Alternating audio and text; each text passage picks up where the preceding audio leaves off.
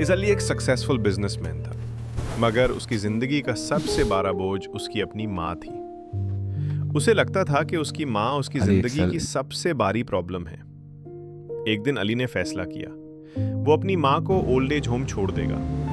गाड़ी में दोनों खामोश थे, मगर अमीना सब कुछ समझ चुकी थी।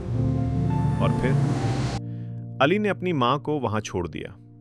मगर 5 साल बाद जब अली वापस आया तो जो सच उसे पता चला, उसने उसकी रूह हिला दी। अमीना रोज मेहनत करती थी ताकि उसका बेटा अली एक दिन कामयाब इंसान बन सके।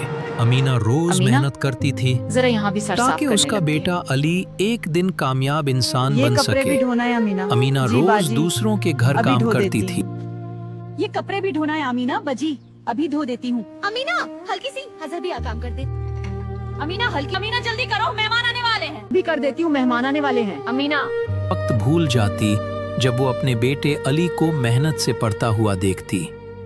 उसे सिर्फ एक ख्वाब था कि एक दिन उसका बेटा अली एक बड़ा इंसान बन मैं जाए। एग्जाम पास हो गया बेटा, मुझे पता था तुम एक दिन जरूर कामयाब होगे। वक्त गुजारता गया और एक दिन अली को शहर में नौकरी मिल गई। उस दिन अमीना ने उसका बैग तैयार किया, मगर उसका दिल बहुत भरी बस था। कुछ साल की बात है, फिर मैं आपको अपने पास बुला लूंगा।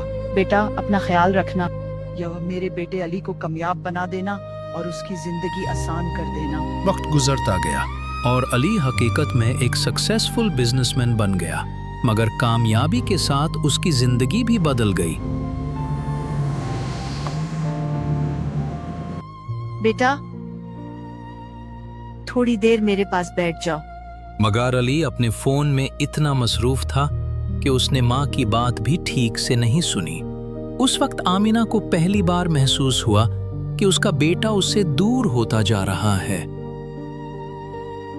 मीटिंग्स, डील्स और काम ही उसकी जिंदगी बन चुके थे, मगर उस दिन उसका फोन बार बार बज रहा था। स्क्रीन पर सिर्फ एक नाम लिखा था, अम्मी। घर पर अमीना बार बार फोन मिला रही थी। शायद उसे सिर्फ अपने बेटे की आवाज सुननी थी, मगर हर दफा फोन सिर्फ रिंग होता और फिर बंद हो जाता। किया करे, एक तो इतना काम का, मुझे तंग मत किया करे। आग की तो इतना काम का प्रेशर है, ऊपर से आपकी रोक टोक। अम्मी प्लीज रूम मुझे में तंग मत किया करे। अचानक प्रेशर है और खामोशी छा सच गई। कहूं तो अमीना मैं बस तंग आ चुप गया हूं। खड़ी अपने बेटे का चेहरा देखती रह गई। उसकी आंखों में आंसू थे, मगर अली ने फैसला किया, वो अपनी माँ को ओल्ड एज होम छोड़ देगा। गाड़ी में दोनों खामोश थे, मगर अमीना सब कुछ समझ चुकी थी। और फिर अली ने अपनी माँ को वहां छोड़ दिया। मगर 5 साल बाद जब अली वापस बस आया, कुछ साल की बात 5 है, साल फिर मैं आपको गुजर अपने चुके पास बुला थे। लूंगा। बेटा जिंदगी अपना ने ख्याल अली रखना। को बहुत कामयाब बना दिया था, मगर पता नहीं क्यों उस दिन उसे अचानक अपने पुराने घर की याद आई और वो वापस आ गया। घर में अजीब सी खामोशी थी। वो घर जो कभी आमिना की आवाज से भरा रहता था, आज बिल्कुल सुना था। जब अली ने अलमारी खोली तो उसे एक पुरानी डायरी मिली। वो डायरी अमीना की थी।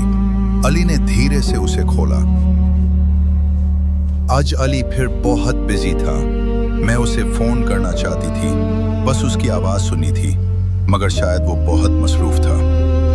अली की आंखों में आंसू पड़ने लगे।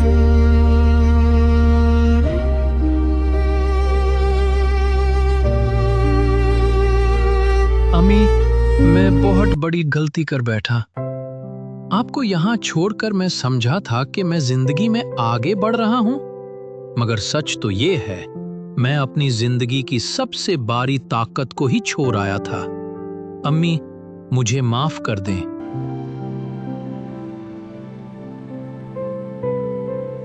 बेटा, माँ कभी अपने बच्चों से नाराज नहीं होती। बस एक बात याद रखना, जिंदगी की सबसे बड़ी कामयाबी ये नहीं कि तुम कितना पैसा कमा लेते हो, बल्कि ये है कि तुम अपने रिश्तों को कितना संभल कर रखते हो। कभी कभी हम जिंदगी की रेस में इतने तेज भाग रहे होते हैं कि हमें वो लोग ही नजर नहीं आते जिनकी दुआओं ने हमें यहाँ तक पहुँचाया होता है।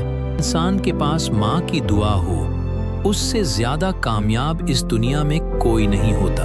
आज की जनरेशन बहुत तेज है, टेक्नोलॉजी भी है, सक्सेस भी है, मगर एक चीज धीरे धीरे जिंदगी से खत्म हो रही है और वो है माँ बाप की कदर। याद रखो, दुनिया की हर चीज दोबारा मिल सकती है, मगर माँ बाप का प्यार दोबारा नहीं मिलता। इसलिए जब तक वो जिंदा हैं, उन्हें वक्त दो, उनकी इज्जत करो।